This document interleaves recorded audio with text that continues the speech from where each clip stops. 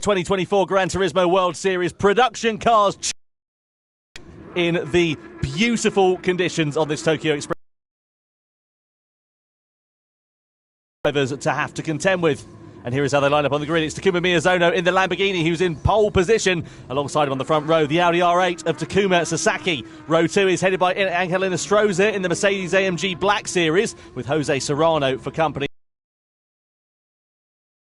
in the Pagani Huayra. And then you've got Coque Lopez in the Nissan Skyline GTR R34. Then the R32 Nismo Skyline. He'll be happy with that. He loves a Honda. He's in the NSX in 8th position. Then it's Guy Barbara in the Nissan GTR R35. And then Toyota Supra is driven by Robbie Heck. Callum Roach, I should say, I beg your pardon, is in the Mazda RX-7. And Adriano Carrazza in the Nismo 400R lines up at the back of the... By the way, it's a flat-out sprint from start to finish. It is going to be action-packed. Yeah, I mean, it's just a straight fight, this. And as you saw from our little graphic earlier on, these cars are tuned to way over 1,000 horsepower. And you add the slipstream into that, and you have the speeds entering T1 over 400 kilometers an hour or 250 mile an hour if you're that way inclined. So it's going to be, I think, chaotic down at T1 the first time through. If you get through there in one piece, I think you're in good stead for the race. But that's steering, sliding about all over the place. It was quite dramatic, really. Yeah, it was very much so, but a lot of fun to watch. And of course, bear in mind, in this case, it's just a ton of fun to see these cars being represented. So the drivers getting ready to start. So then, it's time to go racing. The sprint race for Nations Cup here in Tokyo is underway. Miyazono leads the field across the timing line, then Sasaki in second, Inestrosa in third. You can guarantee that order will be changing by the first corner, and even within a few hundred metres it's changed because Sasaki goes through into the race lead. Now Miyazono goes from being the hunter to, or being the hunted to being the hunter rather, I should say. Serrano there lurking in the background as well as Angel Inestrosa. It funnels right down into turn one. Who's going to be last of the late breakers? Miyazono on the inside, then Sasaki and Serrano bang into the wall for Sasaki and also for Serrano. Inestrosa takes advantage and goes through into third position, and somehow, in all of the drama, Miyazono manages to retain the lead. Yeah, I mean, they've had the brakes upgraded on these things, but I mean, slowing from that sort of speed is very, very difficult indeed. A couple of cars into the wall there. Miyazono out front from Sasaki, Inestrosa there in third, Serrano fourth. But as you can see, very, very tricky getting these production-based cars through this circuit. So much power being delivered to the wheels here. Some of these cars as well are rear-wheel drive, some are four-wheel drive. So there's an advantage there in traction zones, but of course in the corners they're going to be a bit more susceptible to understeer the four-wheel drive machines. But coming through this tight section for the first time as we now come back up towards where we started our rolling start. And to be honest, you don't really want to be where Miyazono is unless you can get a big gap out front, because the slipstream, the toe in these cars is absolutely huge. Yeah, certainly is. So let's see what's going to happen then here as we come down in towards the hairpin. They're not favourable on traction, these cars, at all, because the amount of power that's going through the rear axles, or indeed sometimes the front and the rear axles, you've got to be really, really ginger on the power. Someone's out well wide. That's Kai de Bruyne, isn't it? Yeah, he's off into the centre of Tokyo, I think. He's ended up in Ginza or something along the lines of that, but manages to keep it righted and holds on to 8th position. On board we are here with Jose Serrano. Look at the power here of the Ferrari F40 as we go into the tunnel, and his next target will be Sasaki in front. So it's the two Japanese drivers now leading a Spaniard. Look at that speed climb there, 360 kph before we came off board there, 390, there's 400 kilometres an hour off the end of the speedo, and then some is this F40. I mean, I love two, to be honest, at this point. It's very, very quick in the T1. Do they all get it stopped in time this time through? They do, and Kai de Bruyne almost getting it wrong in the skyline, almost going to the back of Jose Serrano there, but Sasaki up into the lead now, of course, after that slipstream opportunity. But you're seeing these cars are insane. I mean, you have to belong to a very special club to be in one of these cars, Tom. Certainly do. On board we are, or we are looking rather, I should say, at Takuma Miyazono, with Sasaki having taken over at the sharp end of this race. So down through into these sweeping S-bends. You've got to be one at a time through here, and you've got to really be careful about what sort of opportunities you decide to take, what liberties you decide to take, because it will reward you with the wall if you decide to push the limits that little bit too far. So Inestrosa having a good run of things so far. And just to remind you, of course, this race result will decide the grid order for the grand final coming up along the way after this one. And just to add another variable in the mix, we're into the Red Bull X 2019s. Now let's work out what happened here with Rob 2019s. Now let's work out what happened here with Robbie Heck and Guy Barbara. This is going to be down into the hairpin bend, and I think there's going to be a bit of contact into the back. Yeah, Barbara just misses braking point straight into Heck. Heck gets spun round. Barbara backs off the gas. I think Heck he's still down in 12th place, so I reckon there'll be a penalty forthcoming for that. That's a very Guy Barbara thing to happen, isn't it, unfortunately? He always seems to be quick, but just a little bit prone to incident at the moment. And Robbie Heck has loads of luck, just all a bit bad, unfortunately. Yeah, I mean, that's how it is. But again, on board this time with the mighty R34 GTR, Guy Barbara giving that penalty. Here's the slipstream. Look at this, in a Stroza.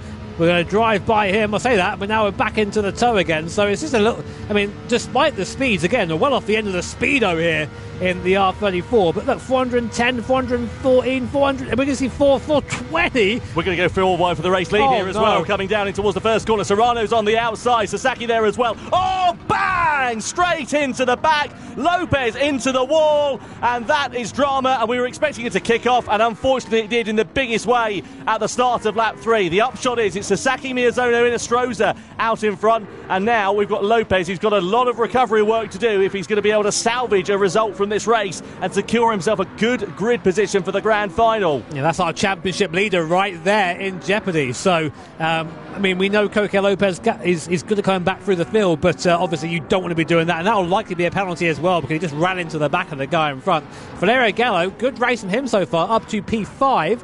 He's moved up 3 places from his starting position in 8th, so now onto the back of the pack in front. That NSX doing pretty well. Hippie you missed it, of Coque Lopez just getting the braking all sorts of wrong. He actually helps to run him out a bit there, I think. I think he knew that he'd outbrake himself, didn't he? And he just decided to go straight to the wall. Look at that. Facial reaction says it all, doesn't it? Yeah, oops. Yeah, something stronger than that probably running around in his head that we can't repeat on the broadcast. Guy Barbara did pick up a 2-second penalty for his troubles after that collision with Robbie Heck, just for your information. Miyazono a bit deep at the hairpin there. That allows the door to open for Inestrosa, who's gladly ready to walk through it and slot into the slipstream of Sasaki, the race leader. Lopez and Serrano now under investigation for that collision at the start of this lap as well. Onto the straight we go, and we've got a fantastic shot of the action unfolding here with Valerio Gallo in front. You've got Serrano and Miyazono side by side. Sorry, Serrano and Inestrosa, I should say, side by side as we go through the tunnel. Inestrosa just able to Serrano for now as well. Keep an eye out for Kai De Bruyne. He's having something of a quiet race. And look at the closing speed in the slipstream there for Miyazono. Sasaki early on the brakes. He knows that you don't want to make the same mistakes that Lopez did. Hello, enter stage left. That's Angel Inestrosa trying to go the long way around the outside, but you have to wake up pretty early to try and fall off Takuma Sasaki. He probably knows these roads a little bit better than Angel Inestrosa. Isn't that insane? That you can be going 380 kph and the guy drives by you with that speed differential.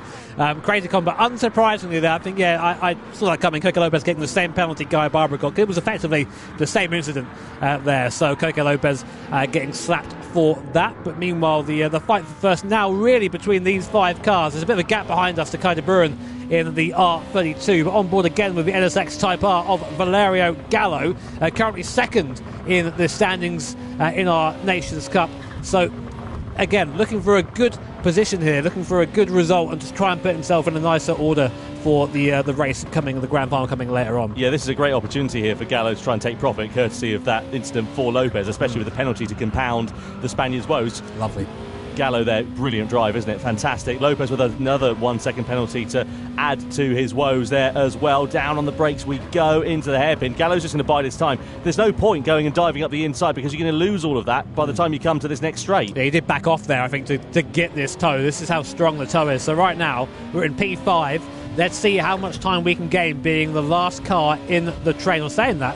These cars are rocketing away from the NSX down the straight. Let's see what Gallo can do as Serrano moves ahead of Inestrosa. So who's that as well? That Kai De Bruyne in the skyline. Look at the power of the thing.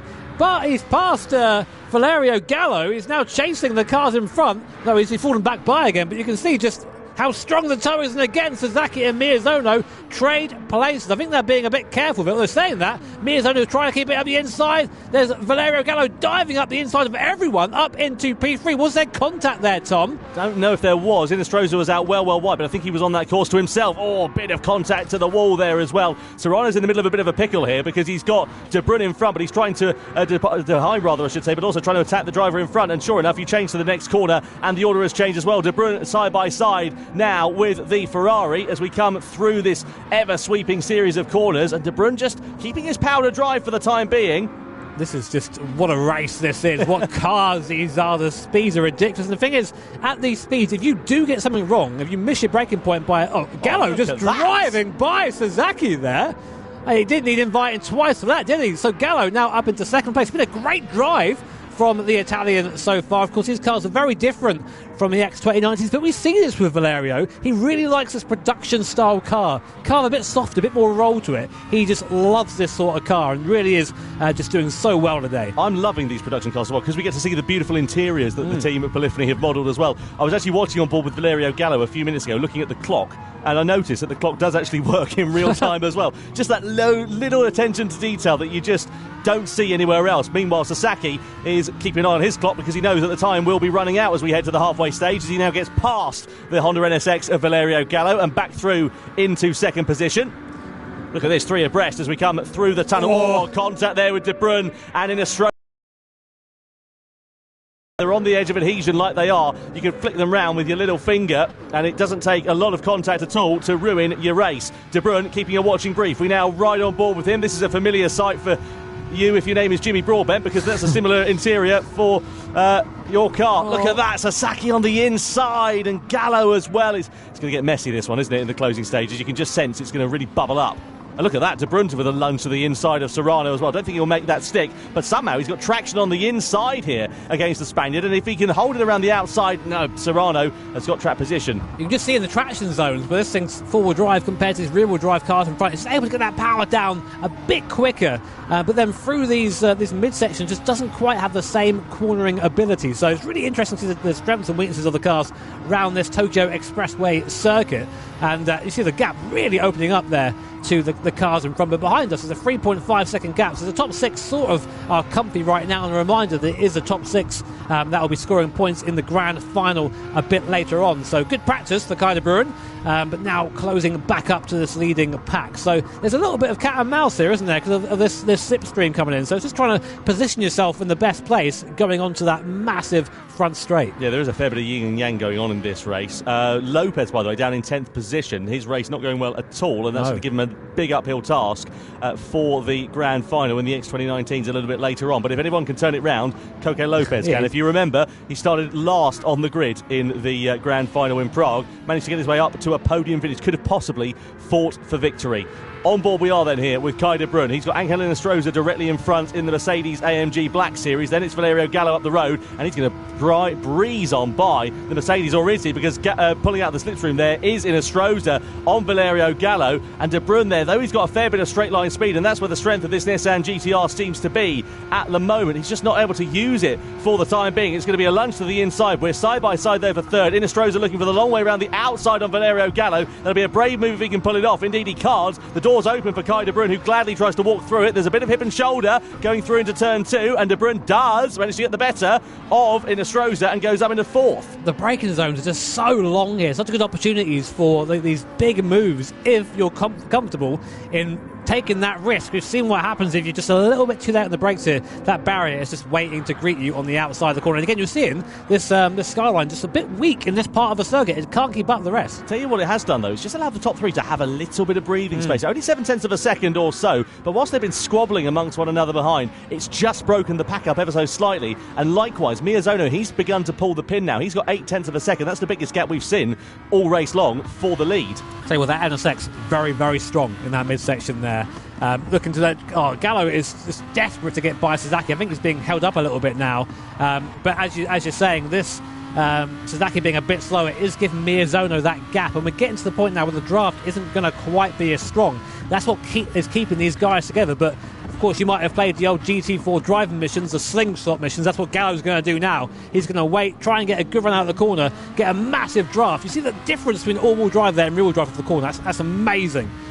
Patience is going to reward these drivers, isn't it? You don't want to be like a toddler waiting to open your presents on Christmas Eve. You've got to be careful about how you do this one, and you can see there, Kai de Bruyne now goes up into third position against Valerio Gallo across the timeline we go. 3 to go then at the end of this one. So De Bruyne in third position in the Nissan Skyline R32. Just up in front you've got Sasaki, who's taken over from Takuma Miyazono, so that 0.8 of a second lead washed away in the space of less than one straight. Miyazono has a look back on the inside in the Lamborghini. Can he make it stick? I don't think Sasaki's going to hold him up too much, because he knows if they start squabbling, I say that, he goes back through on the inside. Beautiful switchback from Sasaki, but it's released the rest of the field to close right up onto the rear wing of the top two once again. I know, obviously we're impartial here in the commentary booth, but I am cheering a little bit for that R32 in third place. Kai de Bruyne doing things with that car that I'm not sure it's meant to do, to be honest, but they're now in the back of the train. Look how close these guys are. 6 cars all separated by about a second as we're on the lap 8 of 10, so only about a lap and 2 laps and a half to sort this all out for our guys here. Jose Serrano on board in that awesome Ferrari F40, always also looking to pounce. You get the real impression, Tom, that anyone could win this race. Yeah, it is going to be a lottery. De Bruyne's wide though. That's allowed Gallo through, and Serrano possibly to pick up the pieces as well. De Bruyne's still there on the inside, trying to hold firm for fifth position at the moment, and you can see up in front now as well. Once again, that yin and yang, the ebbing and flowing of this race. Sasaki leading from Miyazono. Gallo and Miyazono now side by side for second as we come down into the hairpin. Is Miyazono going to launch it through on the inside, or is he going to try and wait another day? No, he's going to go through. He's got track position on the inside. Will Gallo try and challenge him on the exit of the corner? He just lets him through and decides to go into the slipstream to attack him on this start-finish straight. So 2 to go then. But the NSX just can't get out of the corner. Every time you see it struggle compared to the cars around it. Again, in the background, Kai de Bruyne in that four-wheel drive R32 GTR just pulls alongside with ease, and they're now side by side in the mirror. What a shot that is as we come down again to the first corner on board Miyazono. Look at that speed, look at the mirror. Kai de Bruyne is there behind, challenging. He's going to go up to second place. Will he ever go to Miyazono for first? And on the inside as well. Round he goes. It bottlenecks up into turn 1, and De Bruyne round like a tabletop at the start of the penultimate lap. What a shame for the Dutchman. We've always talked about him and his misfortune in the GT World Series, and unfortunately it comes home to roost as he plummets down the order. That releases 6 cars now down to 5. Miyazono it is that leads. What a shame for Kai de Bruyne. It was a very strong race for him there, but as you say, Tom, the track's just a bit narrower there, and I think he's caught out by that as Gallo goes round the outside of Sasaki, and now for the first time Valerio Gallo is in a position where maybe he can get onto the back of Miyazono, but he's going to be close. That guy in front, I think, is four-wheel drive. So here's a replay of what happened here, Tom. Yeah, let's have a look. So De Bruyne then go for the move, and yeah, he just clips the wall, doesn't he? There wasn't any contact seemingly with Miyazono. Clips the wall as it bottlenecks up. That sends him round. I've talked about the cars being so easy to turn around when you're at that limit, and you can see it there spinning round right to the back of the field. It's now an uphill challenge for De Bruyne, unfortunately, for the grand final. He'll be starting plumb last. Yeah, it just came round on him. It just turned across the nose of Miyazono, and that was the end. So, real shame for Kai de Bruyne, but just over 1 lap to go here in the sprint race here at Tokyo Expressway. Takuma Miyazono leads at the last corner. Gallo second, Sasaki third, and now it's going to be the biggest slipstream race of your life. They're all going to want to lead into T1, and Miyazono's in the worst place. Well, keep an eye out as well for the slipstream here, because we're just about to come across to Valerio Gallo is. So look, if there's the start-finish line, what's that going to look like in a lap time? You need to be closer than that in order to challenge for the victory if you're going to go for a slipstream move. Gallo then now does go for the move against Takuma Miyazono, and hello, here comes Jose Serrano. There's more contact there. Miyazono gets biffed into the wall, but he's got the advantage of the slipstream, and is Serrano going to be in a bit of lumber here? No, he's still there, ready to try and take advantage. Down to the first corner, Miyazono with a lunge on the inside, leans on Valerio Gallo. Gallo's going to get shuffled to the outside. Miyazono is going to have a sniff through into turn 2, but can't do anything, and now it's Gallo that leads, but he's slightly in the wall. Sasaki's ready there to take the advantage of it as well, and likewise Serrano, and also Angelina Stroza. This is going to get messy. So Gallo is out front, but he needs a gap. That car is not good off the last corner. Any of the cars behind him will outdrag him down to the first corner. So at the moment, Gallo's got to drive for his life in this middle sector. Miyazono is still there. We have our second and third place in the championship separated by only 0.3 of a second coming into the last section now. He's putting a bit of a gap, Tom, but is that going to be enough going on to the final straight? Time is going to tell here. Gallo's pulled an advantage, but like you say, is it going to be enough for him to have that in his pocket? There are the steely eyes of determination for the Italian, the winner, of course, of the grand final from Prague last time out. Second he sits in the standings. His nearest rival to that is Coque Lopez. He's 11th, and that's where it looks like he'll be starting the grand final from. So this will be a great opportunity here for Valerio Gallo. Down into the hairpin. Miyazono late on the brakes. He's deep. Could that cost him a possibility of second place even here as we come on to the start-finish straight then for the final time? It's Gallo, Miyazono, Sasaki and Serrano. Miyazono's close. He's in the slipstream. We're going to go through into the tunnel and we're going to come to the timing line. Is Gallo going to be a sitting duck or is Miyazono going to pounce? It's a drag to the line in the sprint race here in the Nations Cup. Is it Miyazono on Gallo? 3,000ths of a second in it, and Miyazono wins on the streets of Tokyo. Gallo finishes second, Sasaki in third. What a finish! Absolutely fantastic. You could just see Valerio looking out the side of his car being no, and Miyazono came through like a freight train. Good to see him getting up and applauding that. Sometimes you don't mind a race like that when you're a driver. If you come away feeling like you've had a good race, then it's not such a bad feeling.